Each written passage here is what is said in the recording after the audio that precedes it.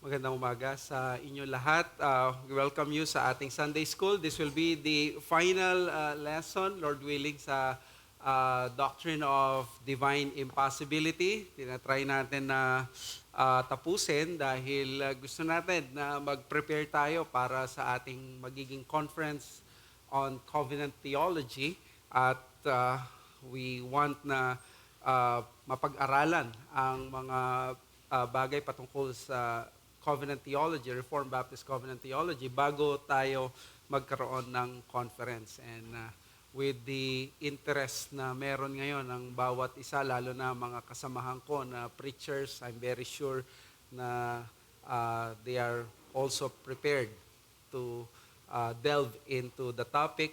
But now, I will teach the final and third reason bakit ang ating iglesia o dapat tayo bilang Kristiyano ay mag-embrace sa classical doctrine ng divine impossibility. Because as we have said sa ating title, the necessity of the incarnation. Natapos na yung confirmation of charges kay dating Pangulong Rodrigo Duterte sa The Hague, Netherlands. At isa sa nakaagaw atensyon, lalo na sa mga supporters niya, ay yung kanyang madamdaming sulat na nagsasabi na siya ay hindi dadalo sa kanyang sa confirmation of charges. Pero may binanggit siya na isang line that has really caught my attention. At sinabi niya, I do not recognize the ICC having an authority or jurisdiction over my person. That is, of course, an interesting word for me dahil for the past few weeks and even months, I have been acquainted sa lectures ng Christology, thinking about the natures of Christ and the person of Christ. But having the former president say that he does not recognize the jurisdiction of the ICC over his person, very obvious na siya ay nasa The Hague at wala siyang magawa, di siya makalakabas. Ibig sabihin ay under siya ng power ng ICC. It appears na si Rodrigo Roa Duterte is more than just his body dahil yung katawan niya nandoon. Bagamat nandun yung katawan niya at forced siya na gawin yung pinapagawa sa kanyang katawan na very limited ang kanyang movement, di siya makalabas, wala siyang kalayaan. But he claims that more than his body, hindi masasakop ng ICC ang kanyang person. Which of course, whenever we think about the person, it's really more than the body. We are talking about his will, his other faculties sa kanyang pagkatao. And that is of course very true pagdating sa tao. Pwede tayong i-incarcerate, pwede tayong i-limit sa ating pangangatawan, but yung ating freedom, but yung ating isip ay hindi kailanman masusupil ng iba. At kung totoo ito sa iba, mas lalo. Kung genuine na tao ang Panginoong Hesus, totoo ito. In fact, this has really caught the attention of the theologians and even the pastors nung unang panahon sa iglesia. How do we understand yung Panginoong Hesus being a complicated character sa New Testament? Biglang nagkiklaim, very obvious na siya ay tao, pero biglang nagkiklaim na siya ay Diyos din. How do we understand yung divine nature at human nature? And if we accept the divine and human nature, how about his person? Meron lang bang isang person o dalawang persons? Papaano natin ito titingnan? Well, connected dito sa ating lesson na divine impossibility and the necessity of incarnation. Dito sa Hebrews chapter 2 verse 9, in-establish na dito yung necessity ng incarnation on the issue of the necessity of experiencing the suffering of death. Sabi sa verse 9, but we see him who for a little while he was made lower than the angels, namely Jesus, crowned with glory and honor because of the suffering of death, so that by the grace of God, he might taste death for everyone. So, kung mapapansin ninyo dito, nandun yung word na so that, it means may purpose ang incarnation. At ang incarnation, one of its purposes is that so that Jesus or the Son of God might experience and might taste the death for everyone. And I think that is one of the reasons bakit kailangan ng incarnation, dahil hindi maaari na maka-experience ng suffering ang Diyos sa kanyang pagka-Diyos. Kailangan mag-assume siya ng human nature. So that is how we are going to approach our study this morning. Review muna natin. May dalawang reasons na tayong sinabi bakit magandang kailangan nating paniwalaan ng doctrine of divine impassibility. Una, yung quiddity of God. The quiditative nature of God, which is what we are talking here, is not only of His qualitativeness or quantitativeness, but it is yung quiditativeness ng Diyos, yung quiditative nature, which is yung whatness na ang Diyos, pag pinag-usapan natin siya, sui generis siya, that is wala siyang ka-equal, hindi lang siya walang ka-equal, wala siyang katulad na nature. Isa siyang being na on its own kind, which means hindi natin pwedeng isipin ngayon na mayroon tayong makikitang creation na exactly mako-conceptualize natin siya. Ang lagi lang nating isip pagdating sa Kanya na meron tayo sa creation but never yung bagay na ito. In fact, I have read recently nung makamakailan lamang yung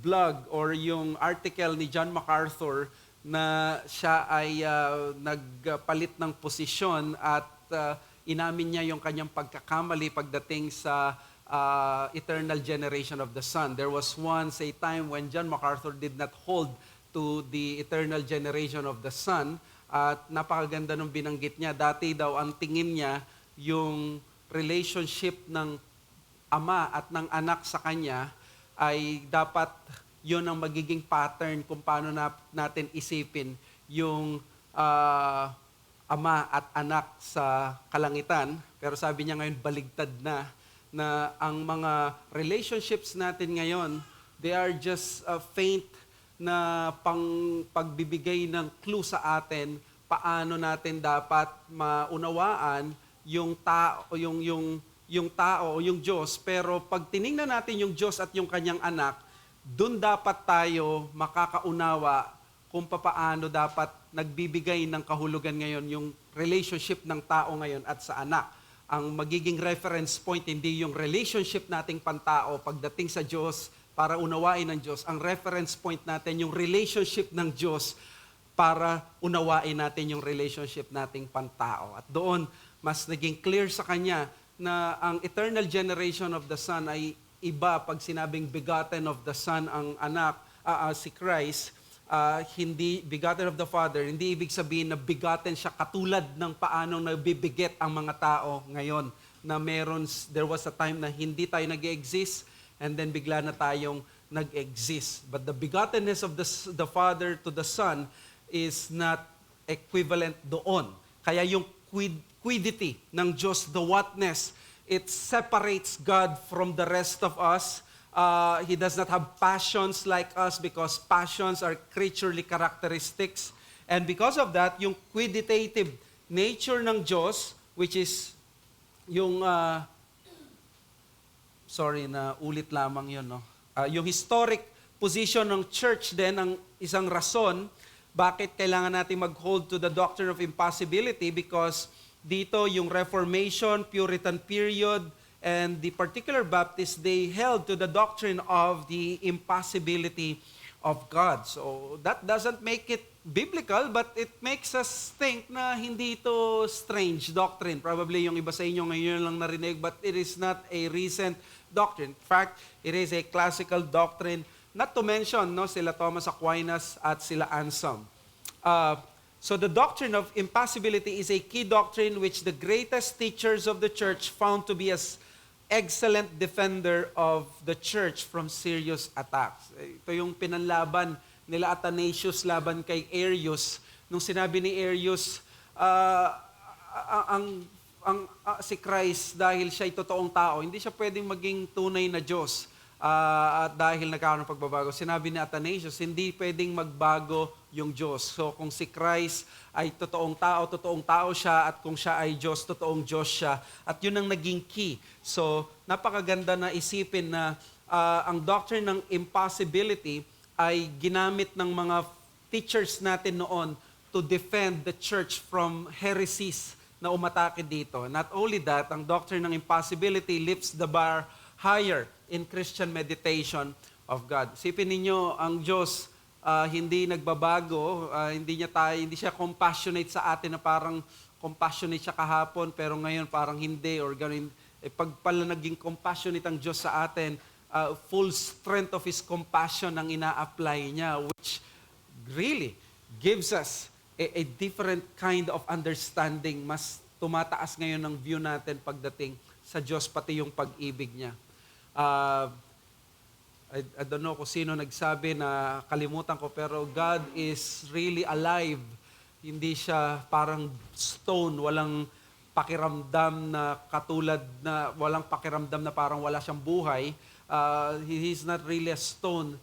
Meron siyang buhay, He is active and He is alive in a higher sense na more than sa atin, pero dahil limited lang ang kaya nating isip natin ang pagiging alive niya, yung katulad ng pagiging alive natin. But He is really more than that, at yun ang dapat magbigay ng amazement sa atin. The third reason bakit kailangan natin ang doctrine of divine impossibility is how do we understand yung incarnation. To maintain the glory of incarnation is simply to accept yung divine impossibility. Why? Because the main tenet of the classical doctrine of divine impossibility is that God is without passions. Kung wala siyang passions, hindi siya nagsasuffer. Pasco means suffer. God is without passion. Divine simplicity, God is without parts. Nakita natin yan sa Westminster sa 1689. That is the very language of our confession. So, therefore, this is the classical doctrine that our church fathers held. At nothing can be acted upon Him. In other words, wala kang pwedeng gawin sa Kanya na mababago siya, matitrigger siya, mai-irritate siya, parang mag-aalala siya. Alam mo, kapag nakita niya na, lagi ko sinasabi, kapag nakita ka ng Diyos na discourage, for example, the holiest man and the most powerful preacher on earth, nakita niyang na-discourage, kakabahan ba ang Diyos? Nako, kinakabahan ako, ano na kayo mangyayari sa kingdom ko. Itong mga taong pinagkakatiwalaan ko ay wala nang nadi-discourage na. Hindi ganun ang Diyos, hindi nagbabago, walang anumang threat sa kanyang nature, sa kanyang essence. Kaya yan ang ibig sabihin ng doctrine ng impossibility. And to attribute suffering to God, the Father in His divine nature is actually, akala natin parang bago lang ito, pero old heresy na ito that has plagued the church already, and it is called patripassionism. Ang patripassionism, patri means father, passion is suffering, ay yung teaching ng 2nd to 3rd century na nagturo si Sabellius na dahil ang Diyos is composed of parts, of modes, ang Son ay mode lang ng Father. So therefore, the Father really suffered nung siya ay napako sa krus. So patripassionism is a form of modalistic monarchianism na ang Father daw, siya ay nakaranas ng pain, ng suffering when He was on the cross. Kaya nung naging tao ang Diyos at namatay siya sa krus, actually, it was the Father who experienced that suffering. At very unthinkable ito sa mga Orthodox theologians noon because sa bagay na ito, it denied the distinction between the Father and the Son. So ang Sabellianism or yung modalism ay nagde-deny sa distinct persons within the Trinity. It is very outrageous na ang Diyos, Ama, pinatay niya yung sarili niya sa cross at siya mismo ang nakaranas nun. And that cannot be. Hindi yun ang tinuturo ng, that would be absurd. So it is these kinds of errors that the doctrine of divine impossibility has given the church, I'm sorry, by solidifying the unchanging nature of the Godhead, has given the church the protection by solidifying the unchanging nature of the Godhead. So, ang divine impossibility, pinrotektahan niya yung church natin sa kasaysayan para masabi na ang Diyos hindi nagbabago yung kanyang nature at hindi totoo ang patripassianism.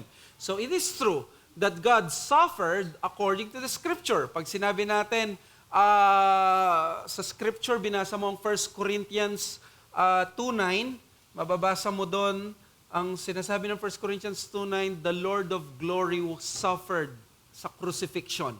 So, ang Panginoon ng kaluwalhatian ay nag-suffer. And the Lord of glory is actually a title for the divinity of Christ. At siya ay very clearly nag-suffer sa crucifixion. So, it is true that God suffered according to the Scripture, but gusto nating linawin, nag-suffer siya not according to the divine nature. Hindi pwede mag-suffer yung divine nature so that kung ang Father wala siyang human nature, hindi pwedeng mag-suffer yung God the Father. So, it is not God the Father who suffered on the cross. So, the only way to make sense of the concept that God suffered while maintaining the proper distinctions of the Godhead and rejecting the heretical teachings like patripassianism is only through the mystery of the incarnation, which means ang Diyos ay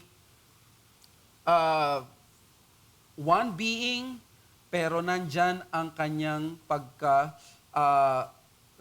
yung kanyang humanity. So, God and humanity sa isang persona, sa isang being, that is the second person of the Trinity. So that masasabi natin, God suffered not according to His divine nature, but His human nature. So that is the lesson there. Through the incarnation, God, the Son, remained impassible according to divine nature, while genuinely experiencing suffering on the cross according to His human nature. Ang pinaka-key dito is according. No, ang nag-suffer ay yung human nature, ang kanyang divine nature impossible, hindi siya nakaranas ng suffering. Pero pag sinabi ng Bible na the one who was crucified, hindi niya sinasabing the divine nature, ang sinasabi niya yung person, di ba? So this is the person of Christ. That is, with that person, makikita natin may dalawa na unite doon sa person na yun, that is the divine nature and the human nature. So, with that divine nature and human nature, kung ito man ang nag-suffer, mararanasan ito ng buong person. So that ang predication o yung pag nakakaranas ay not only yung human nature but actually the whole person. If that person, let's call it the Lord of Glory or Christ, or Jesus, that is the person, the second person of the Trinity, that's the person. So that nung si Christ ay namatay, nung ang namatay ang human nature niya, pwede nating sabihin na yung buong person niya experienced death, that is, of course, namatay or nakaranas ng suffering si Jesus Christ. So, yan yung sinasabi ni Anselm sa Cor Deus Homo, one of the most important medieval books or writings about sa Christology. When we say that God suffered any humiliation or weakness, we do not understand this of the loftiness of His impassible nature, but of the infirmity of the human substance which He took. Okay? So, nag-suffer ang Diyos, but according to His human nature, not according to His divine nature. So, pag sinabi natin ganyan, na confession natin, parang paano nangyari yon?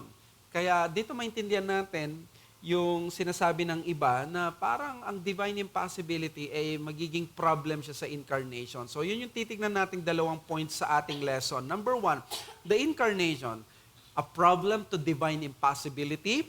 Mamaya yung number 2, the incarnation, a solution to divine impossibility. So tignan muna natin yung problema. Ano ba problema ng ibang mga tao? Bakit sinasabi nila, the incarnation is actually a way to debunk divine impossibility. Well, di ba, kung mapansin nyo, yung DDI, the Doctrine of Divine Impossibility, has been rejected by a host of theologians, especially in the recent past.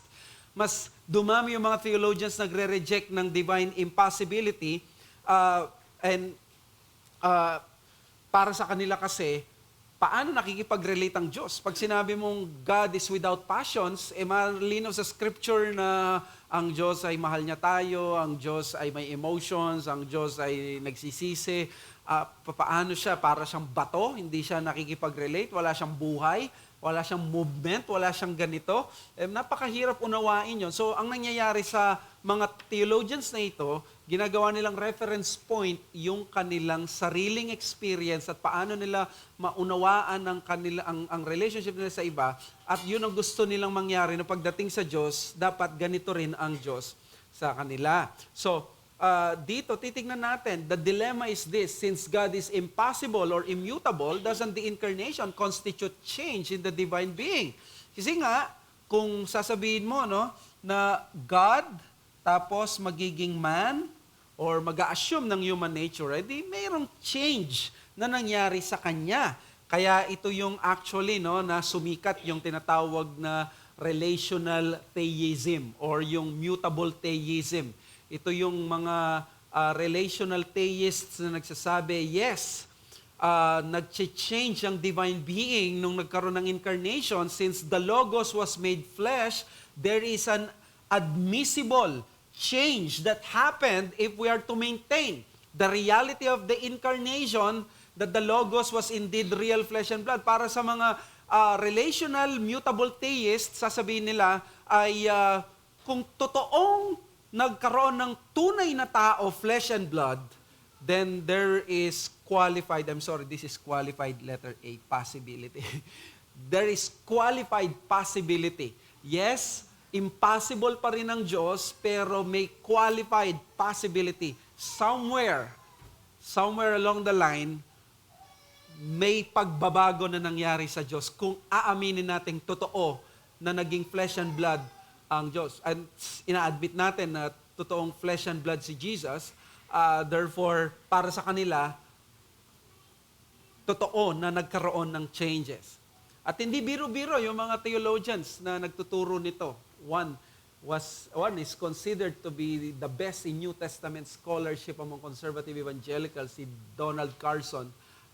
D.A. Carson holds to this kind of belief. He rejects yung classical doctrine ng impossibility because for him, God is a relational God. Nakikipag-relate siya sa atin. So, these are people na hindi basta-basta. But one representative ay si John Peckham. Si John Peckham doon sa 4 views of divine impossibility, meron dyan 4. Strong impossibility, qualified impossibility, qualified possibility, strong possibility, at nandun tayo sa yung strong impossibility which is represented by James Dolezal. Sabi ni John Peckham, do the incarnation and passion of Jesus Christ necessitate possibility? If possibility is minimally defined as being affected by creaturely causes, it seems to me that the incarnation and passion of Christ do necessitate at least the conclusion that God can open himself up to a state of possible relationship with the world, and has done so. Given a single subject Christology, this voluntary condescension of Christ evinces that the divine nature is compatible with possibility. The kinds of things Christ experienced evinces that God in Christ experienced possible emotions, that is, emotions responsive to stimuli. Now, very clear dito, may mga theologians tayo na nagtuturo na it is possible. Nakikita nyo yung introduction nila, na hindi mo niya sasabihin, possible talaga na may divine possibility. Sasabihin niya, it is possible. It is compatible to the divine nature na magkaroon ng possibility. Now, remember, Dolezal and other strong impossibility theologians also believe that Christ is possible, as experience yung possibility na meron siyang passions dahil tao siya. But to say explicitly that the divine nature is compatible with possibility, ang mangyayari dito is really a great problem para sa atin. So, with this, sabihin natin, the incarnation becomes a problem to divine impossibility only when the two natures of Christ are being confused on how they relate to or work with each other. So nakikita nyo, possible daw or compatible daw yung divine possibility sa divine nature. Bakit? Kasi nga, para sa kanila, nung nagkatawang tao ang Diyos, nag-open up na yung divine nature niya ng pagbabago. Kasi nga, nagkaroon ng human nature. Ang nagiging problema, kung mapapansin ninyo, is that nami-mix ngayon yung divine nature sa human nature. Ang belief ng possibility is somehow naapektuhan ng human nature ni Christ yung divine nature ni Christ. At pag sinabi natin na ganyan, it appears na ang pinaka-key to solve this problem is maunawaan how they relate and work with each other, itong divine nature at human nature ni Christ. So the divine nature and then the human nature, paano ito nagwo-work, paano sila nagre-relate? Ang divine nature ba ay naapektuhan niya yung human nature? Kasi it appears na nung nagkaroon ng human nature, sabi ng mga divine possibilists, ay naapektuhan yung divine nature. So, totoo ba na dahil nagkaroon ng incarnation, naapektuhan ng human nature yung divine nature? So, by the way, hindi ito bago sa church history. The early church encountered the same dilemma. Kung inisip nyo, ngayon lang ito naisip ng mga katulad nila Dolezal at ng mga ibang mga theologians, nagkakamali tayo. In fact, mga matatalino ang mga to, naranasan na nila yung mga ganitong mga problema. For example, yung biblical language. Ang scripture, it is so filled with mixing the divine and human attributes and activities. Di ba? For example, sa Luke 1:35, sabi ng angel Gabriel, the child to be born is the Son of God. At very clear sa language ng Son of God, hindi yung Son of God na anak na katulad ng tao. The Son of God is a divine title. So, the Son of God will be born as a child. So, nagkakaroon ng parang seeming mixing ng divine nature at human nature sa mga text na ito. Sa Acts 20:28, pay careful attention to yourselves and to all the flock in which the Holy Spirit, or sa ibang passage, God has made you overseers to take care of the church of God which He obtained with His blood. Nakalagay dyan sa ESV, Holy Spirit, sa ibang mga text, God, but not Jesus. At sabi dyan, God has blood?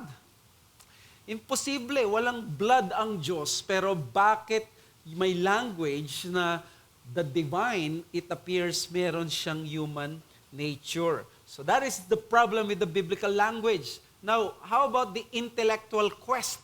Nung early church, our teachers actually engaged themselves already with this dilemma.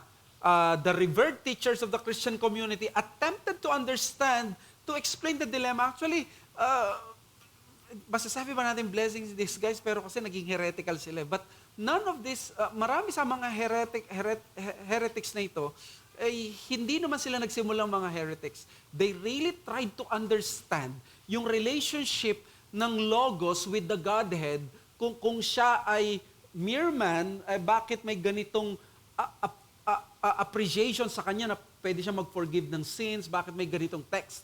At kung siya ay Diyos, bakit sinabing siya ay may katawang tao? So, nagkaroon sila ng problem, either mystery ba ito or contradiction, at eto yung mga lumabas na mga collateral damage, or dito mga damage na nangyari. Almost every heretical group that arose erred on the exact nature and work of the Logos. Is He really God, man, or a divinized man?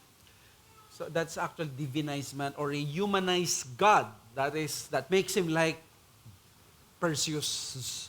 or Hercules or Percy Jackson, half God, half man, divinize God or divinize man or humanize God. Papaano ito? So, Docetism.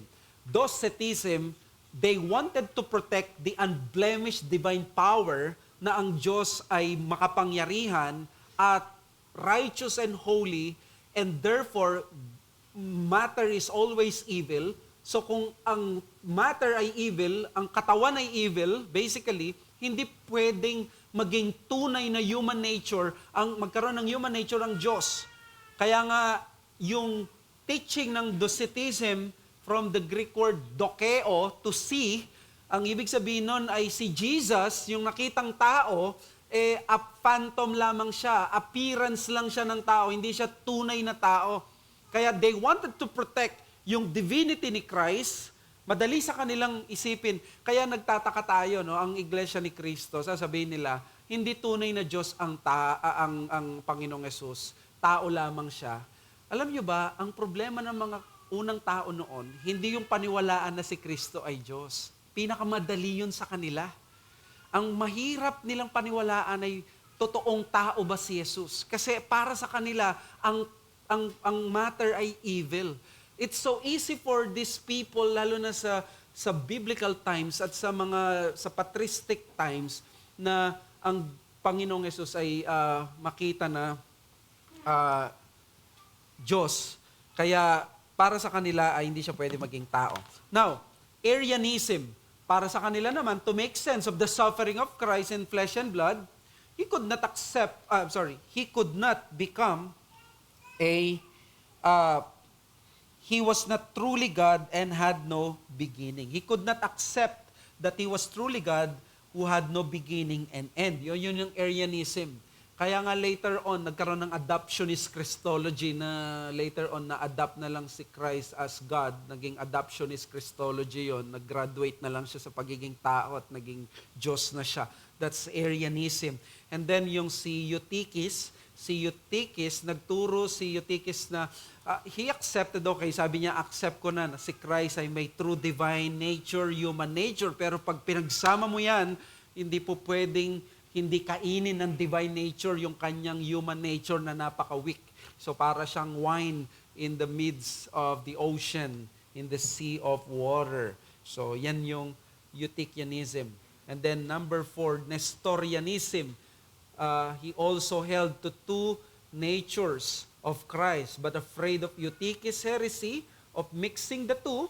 Kasi Eutychus, pinagmix niya yung dalawa, yung human nature at divine natures niya. Ngayon, ipag-separate ko na lang. So nangyari, merong human nature na may ibang person, may divine nature na may ibang person. So itong dalawang ito ay human nature at divine nature, pero different persons sila. Okay?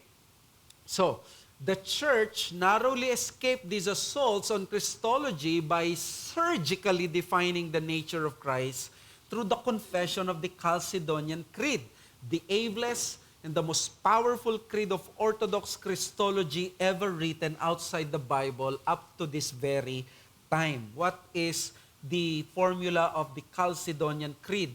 Sabi ng Chalcedonian Creed, we then, following the Holy Fathers, all with one consent, teach men to confess one and the same Christ, Son, Lord, only begotten, to be acknowledged in two natures, inconfusedly, unchangeably, indivisibly, inseparably, the distinction of the natures being by no means taken away by the union, but rather the property of each nature being preserved and concurring in one person. So preserve daw yung kanilang natures in one person, di ba?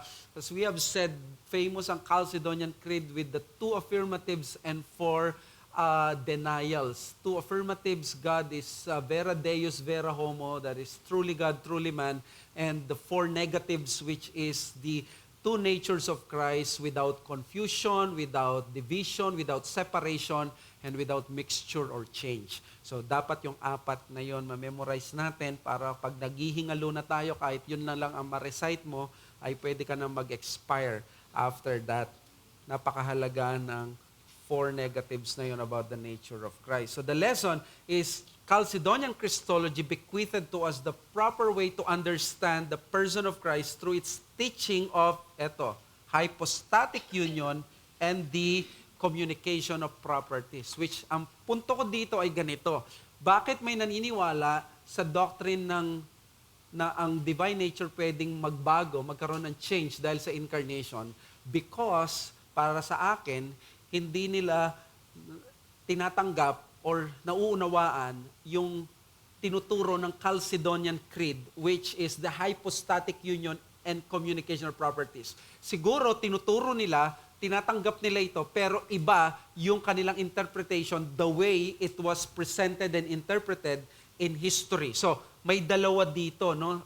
Tingnan natin yung Latin term, unio hypostatica or hypostatic union. So, unio hypostatica or hypostatic union. The other one is the communicatio idiomatum or the communication of properties. So, hypostatic union. What is hypostatic union? No? Parang nakaka nosebleed.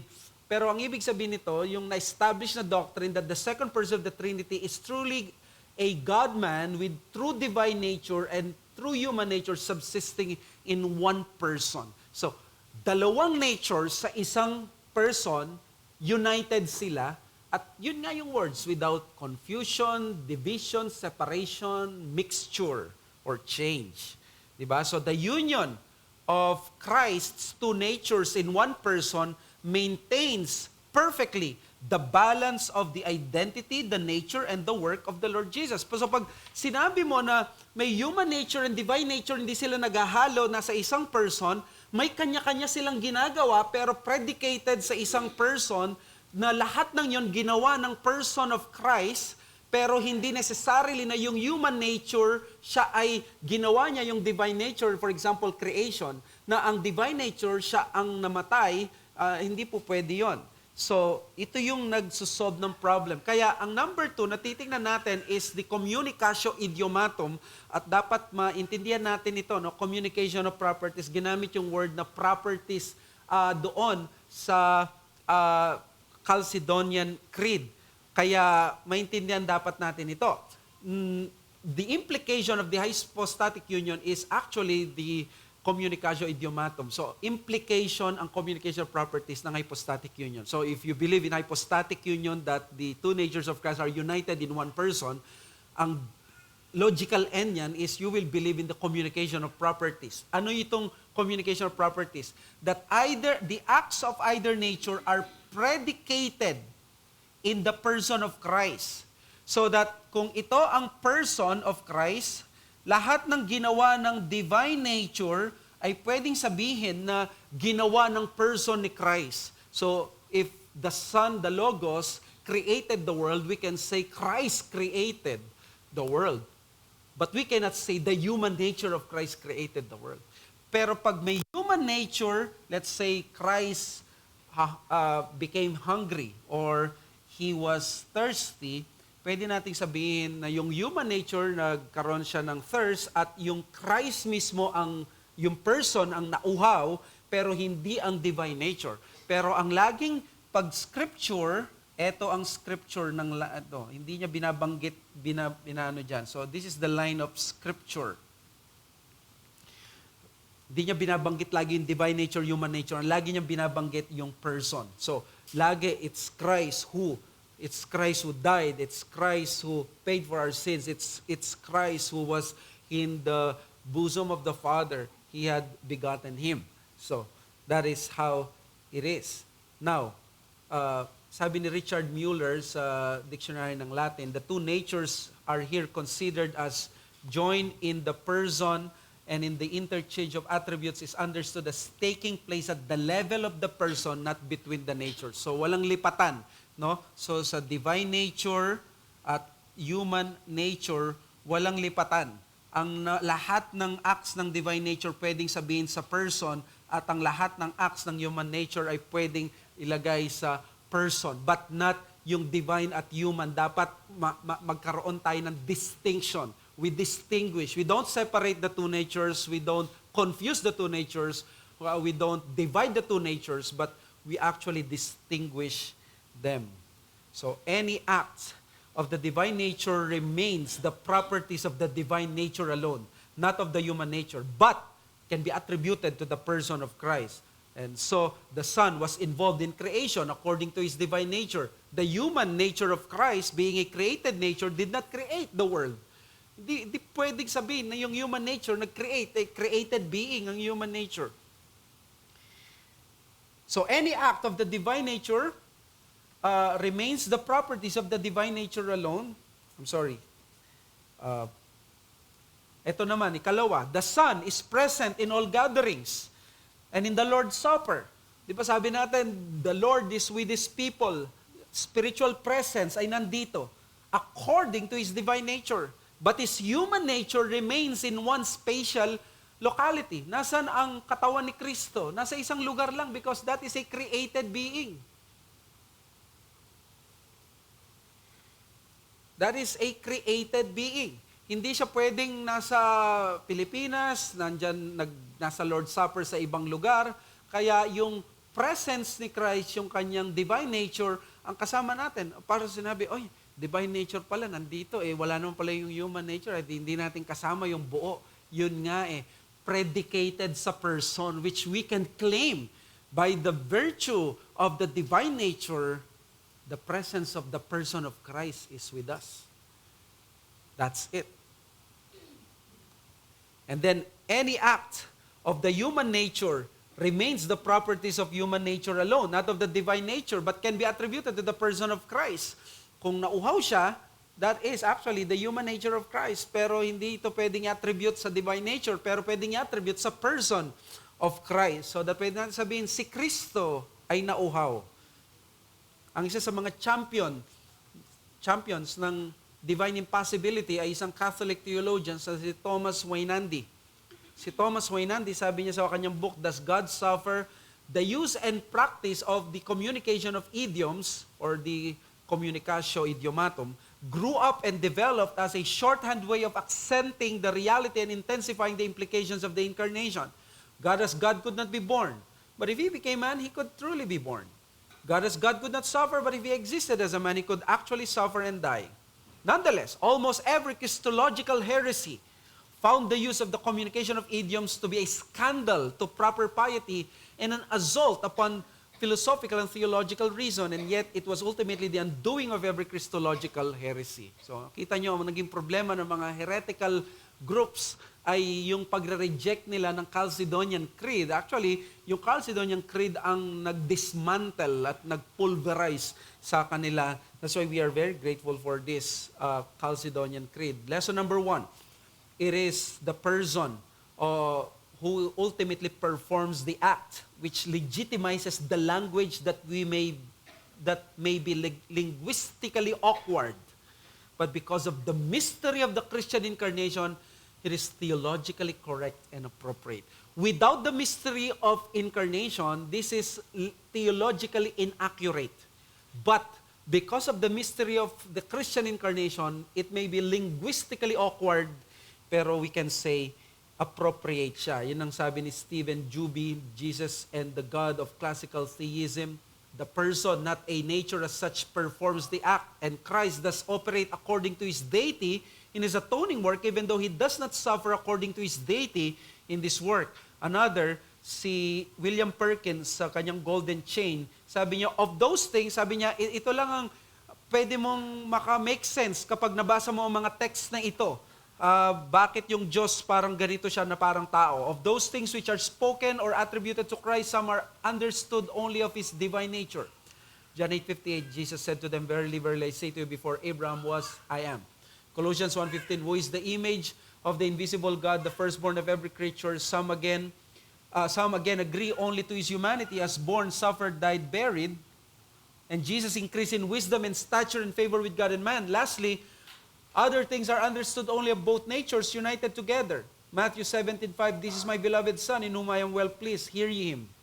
Ephesians 1:22, and He put all things under His feet, gave Him to be the head over all things to the church. So, magme-make sense lang daw yan pagdating sa doctrine ng incarnation at iunawain sa communication of properties. Di ba, ganyan din naman sa scripture, ang Galatians 4:4-5, sabi niya dyan, God sent forth His Son. Yung Son dito is actually the Son of God, the second person of the Trinity. Sabi niya, but He will be born of a woman born under the law. So that is again, a seeming mixing, pero nandyan ang communication of properties. And then sa 1 Corinthians 2:9, the Lord of glory, sabi niya dyan, eye has not seen, nor ear heard, nor the heart of man imagine what God has prepared for those who love Him. And sorry, nagkamali ako ng text na ginawa. Pero that is in biblical language. And this is what I'm saying, yung tinatawag na linguistically awkward, pero theologically accurate, di ba? Sa mga hymns natin, this mystery all, the immortal dies. Who can explore His strange design?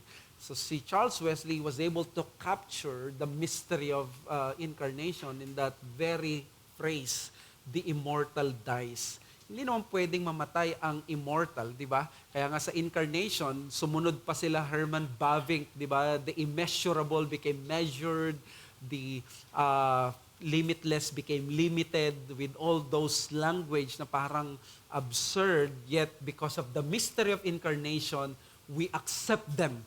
We accept them kahit awkward actually, pero theologically accurate. So, totoo ba, lesson number 2, the two natures cannot be separated or mixed, but distinguished because they remain united in the person of Christ with the communication of gifts, not of nature. So, anong relationship ng divine nature sa human nature? Nako-communicate ba yung properties? No. But what is being communicated according dito kay Charnock is actually gifts.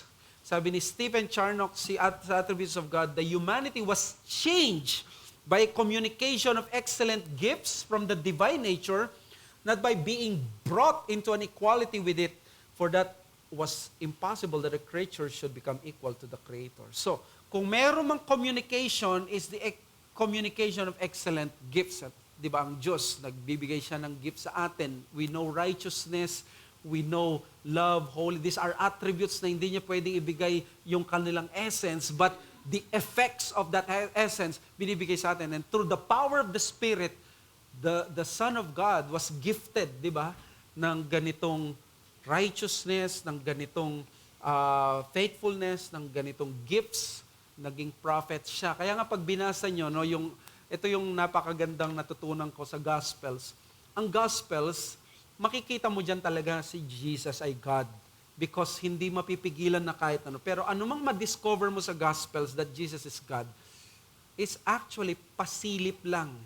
Pakonti lang. Because actually, ang Gospels is the story of Jesus. At si Christ, while He was here on earth, kino-cover yung kanyang divinity. Humiliation, nasa state siya ng humiliation. Kaya nga totoo na sabi niya, the Son of Man, hindi niya alam kung kailan siya babalik, only God ni-reserve sa kanya yun. Talagang hindi niya alam noon. Kaya sabi nila, paano daw siya nakapag-perform ng miracles, paano niya nagawa ito. Nagawa niya yon not by tapping on His divine nature, but actually by the power of the Spirit. By actually being a prophet. Kaya nalalaman niya kung ano yung puso ng mga tao. Sabi sa John chapter 2, He knew already what was in the heart of man. Not because He was using His divine nature nung panahon na yon, but actually, He was a prophet of God. Nire-reveal ng Father yung heart ng tao. Now, bakit mahalaga ito? Para maalala natin na nung namatay si Kristo, He was not really walking in the park. He did not cheat the code. He really suffered. He really prayed all night, using His human nature and relying on the power of the Spirit. Hindi siya yung, total Diyos naman ako, gagamitin ko yung divine power ko para hindi ako mahirapan. No, He really experienced yung suffering na yon.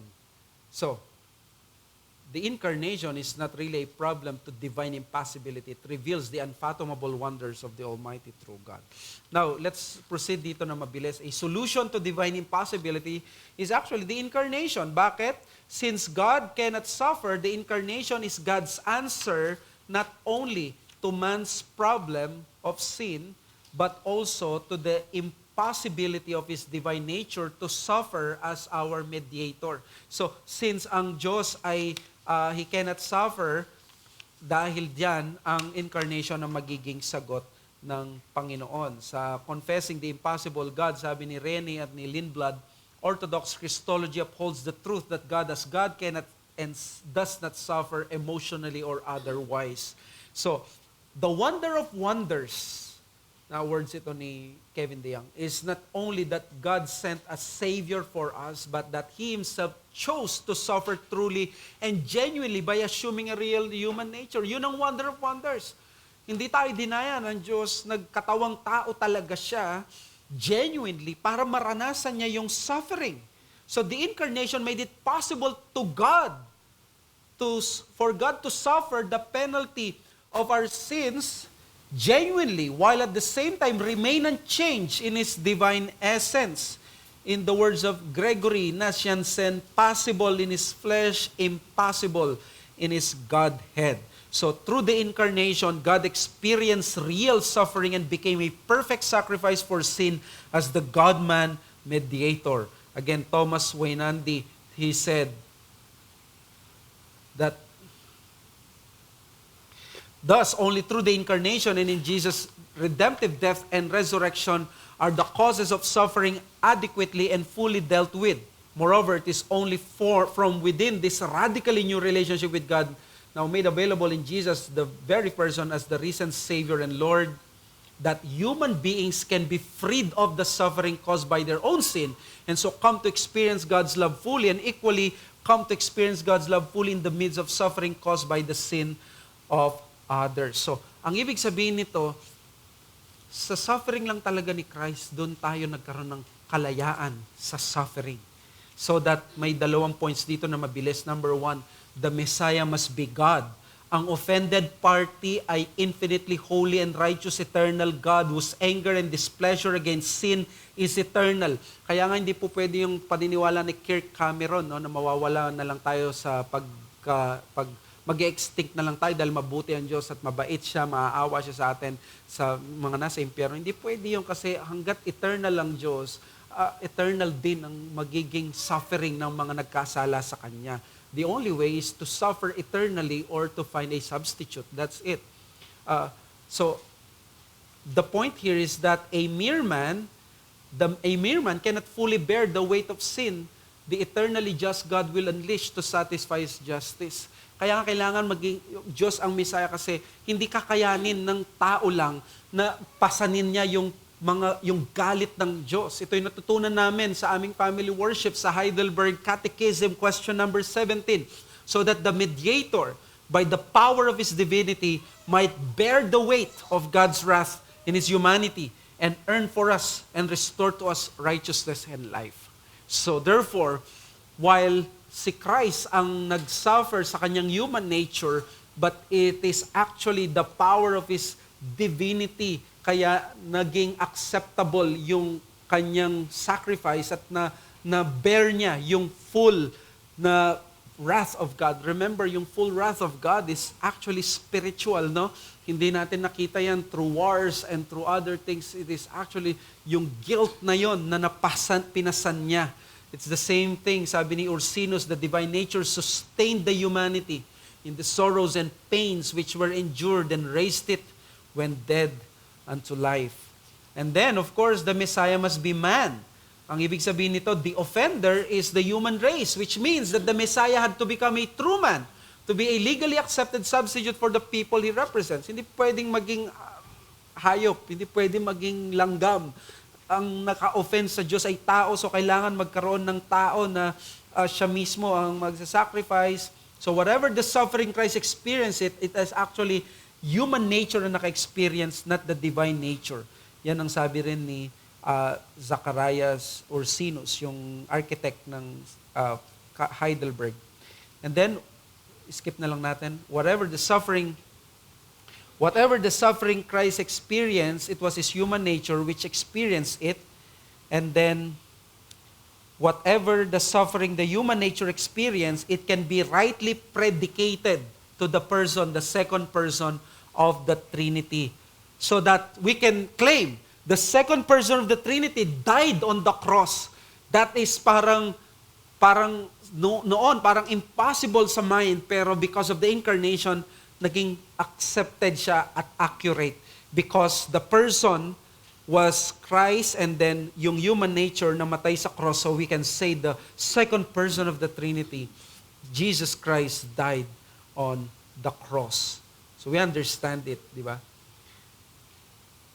So the incarnation, sabi ni Craig Carter, does not tell us that God has always been changing along with us as history goes on, as modern relational theism holds. It does not tell us that God has always been feeling our pain as Jesus did in His passion and that we creatures cause Him pain. God is not a creature like us who changes and is affected by others. What the incarnation tells us is that the one simple, eternal, immutable, self-existent, perfect, fully actual first cause of the universe, the one who creates out of nothing by His word, has taken on flesh and come among us in the person of Jesus Christ. And then again, Wainandi, who is it who truly experiences the authentic, genuine, and undiminished reality of human suffering? None other than the divine Son of God, He who is one in being with the Father. What is the manner in which He experiences the whole reality of human suffering? As man. It is actually the Son of God who lives a comprehensive human life, and so it is the Son of Man as man experiences all facets of human life, including suffering and death. With the incarnation, Jesus was able to experience the greatest type of pain that a man could ever have. It is the greatest act of suffering na naranasan niya, greater than Job. Bakit? Si Job, naranasan lang niya yung ganung suffering, physical suffering, but Christ, the guilt of sin was upon His shoulders, upon His, nasa record na yon. Diba? Sabi nga ni Mark Jones sa kanyang book, sinabi niya doon sa book niya about kay Christ,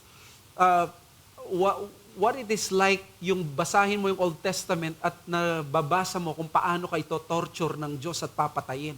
Pag binasa mo ang Isaiah 53 at Psalm 22, Jesus knew that He was the one na tinutukoy doon, that there was no more beauty in Him. He was identified as unrighteous and a criminal. So, alam niya kung paano siya mamamatay at di ba ang hirap na nun na isipin, everyday na nabubuhay ka, pwede mong isipin na ganito pala mangyayari sa'yo pag pinatay ka. So, the incarnation actually showed to us the perfect love of God for sinners by God experiencing suffering for us in the fullest and truest way possible. Bakit fullest and truest way possible ang experience suffering ni Christ? Simply because si Christ, nung natempt siya, tinempt siya to the fullest. At marahil sa atin, pag natempt tayo, level 1, level 2, nag-give up na tayo. But we know He was tempted to the highest level of temptation na walang sino man ang nakaranas ng ganon, yet He did not give up. So that yung turmoil ng kanyang soul, yung kanyang grief, napakatindi, mas matindi ang kanyang naranasan sa lahat ng bagay na ito, yet He did not give up. So pastoral application na mabilis, the incarnation in light of divine impossibility reveals to us the great manner of God's love has for His people. Yan ang sabi ng 1 John 3:1, see what kind of love the Father has given to us. Alam ng Biblia, tingnan mo gaano ka minahal ng Diyos. Siya mismo nagkatawang tao para lamang ikaw maranasan niya yung tunay na pain at suffering para tayo ay iligtas. Yan ang sabi ni Wainandi, that God as a trinity of persons cannot suffer, and that far from being a hindrance to His love, His inability to suffer actually enhances the nature of His fully actualized love in all of its various fully actualized facets. In so doing, the mystery of God and His love remains incomprehensible, but I hope it remains with an enhanced clarity and realism, and so with a more brilliant and awesome beauty. Minahal ba tayo ng Diyos? Sabi ng Doctrine of Divine Impossibility, hindi tayo minamahal ng Diyos ng tulad ng pagmamahal na inisip natin. Exactly because mas greater at mas lavish ang pag-ibig niya sa atin to the point na hindi natin maintindihan, ang binigay lang sa atin is that faint analogy how we love each other. Sa aking premarital counseling, ito yung sinasabi ko sa kanila. Alam mo, ilang taong ka lang naman magiging married, like 50 or 60 or 70 years, but for all eternity, you will be single and you will be married to Christ. mas mahaba talaga ang panahon na magiging single ka, and that means hindi natin pwedeng i-despise ang singlehood, but that doesn't mean na hindi natin appreciate ang marital institution. But having said that, napakaiksi lang ng marriage, and the real issue is that when the triune God thought about, sabi ko sa PMC ko, inisip ng Diyos, paano ko kaya maiko-convey sa people ko kung paano ko mahal ang aking church? Paano ko mahal ang aking people? Ang naisip niya, I'll just make an institution, a union, na kahit paano madidescribe sa kanila, magkaka-idea sila, paano mahal ng Diyos ang kanyang people. He created marriage, the greatest human union, na paano tayo mabuhay. Ganun tayo mahal ng Diyos, pero yet, this is just, according to Piper, a parable of permanence. It's just simply a parable for us. And then number 2, the mystery of the incarnation revealed a little bit in Scripture, is meant not for theological doubt, but for doxological response that should drive us to our knees with broken hearts for God's immense love. Ganda nung sabi ni Carter, Orthodox Christology is much greater mystery than modern theologians have ever dreamt of or imagined. It is beautiful, awe-inspiring, and humbling, and its wonder is nowhere more acute than when we remember that the one who was made sin for us is the impossible God.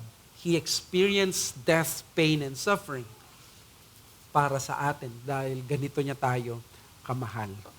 Let us pray. Father, thank you for allowing us to understand these things, and we pray na bagamat konti lamang ang aming naiintindihan talaga sa mga bagay na to, it is enough para mapukaw yung heart namin to cry out in worship and to realize how finite our minds and our beings are, na truly you deserve all the praises, and forgive us for our sinfulness, forgive us for our entanglements sa mga bagay na mga mabababa at mga bagay na kasalanan.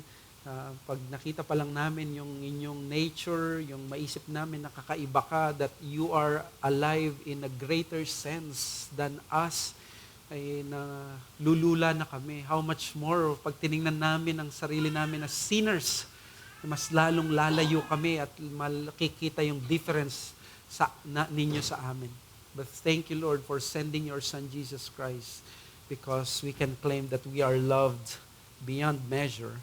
We are loved truly, and you've experienced pain and death and sufferings for us. Thank you so much, and we pray na maging better Christians and children of God kami because of this. In Jesus' name we pray. Amen. Okay, we'll allow yung konting questions bago tayo mag-break.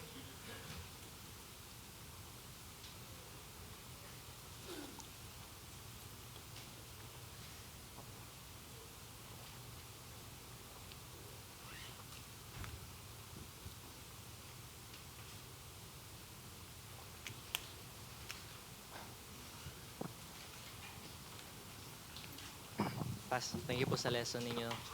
At I appreciate po yung ending ng ating series sa impossibility, which is nag-fit siya perfectly doon sa incarnation ni Christ. So yung kagaya nga na sinabi ni Alvin, yung impossible naging visible. At na-appreciate ko po yung lesson natin pagdating doon past. Ang question ko po is, I'm trying to reconcile ito sa isip ko, na si Christ, yung incarnated Son, alam po natin yung dalawang nature niya, yung divine nature and human nature. Kita naman natin dito sa earth. Ang question ko po is, nung namatay siya at na-resurrect siya sa heaven, meron pa rin ba siyang dalawang nature, divine nature, divine will or human will? So if meron, is tama ba na yung logical end nun is meron pa rin siyang emotions, passions, or affections? Thank you po.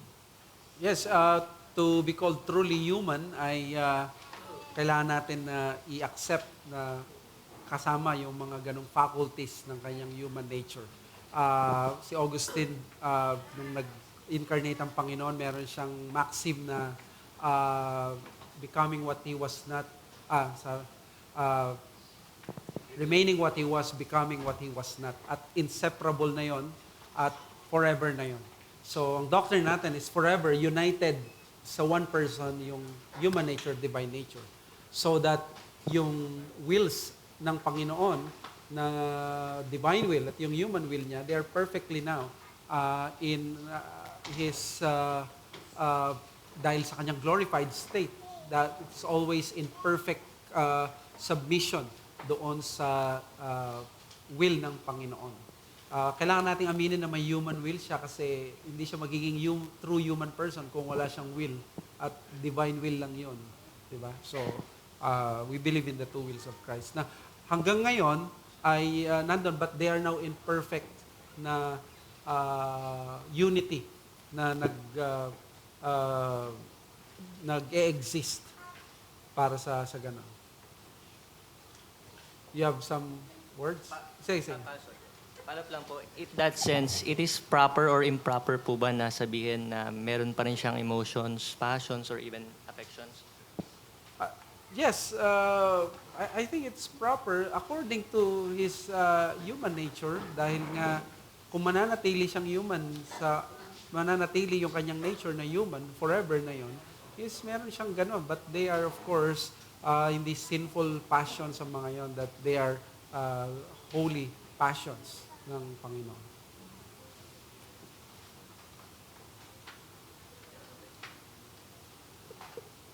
Tatay Peter. Christ in this date.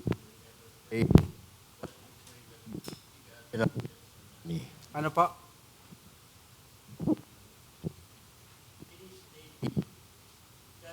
Never pray what he prayed that is gentleman. Yet in his human nature, he prayed, if possible, remove his child. But in the will of God. Now, what if God did otherwise? Then salvation for us will be at least impossible. What if he did other, which is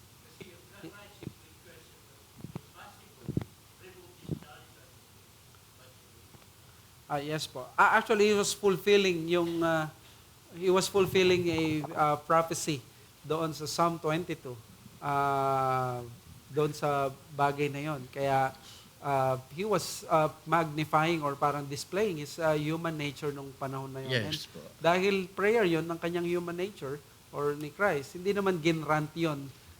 Pero pinakita pa rin doon yung kanyang submission sa plan ng redemption. Kaya nga po, if God did otherwise, then salvation will be Yeah, we can a remote think about possibility for of that, yung speculation na yan.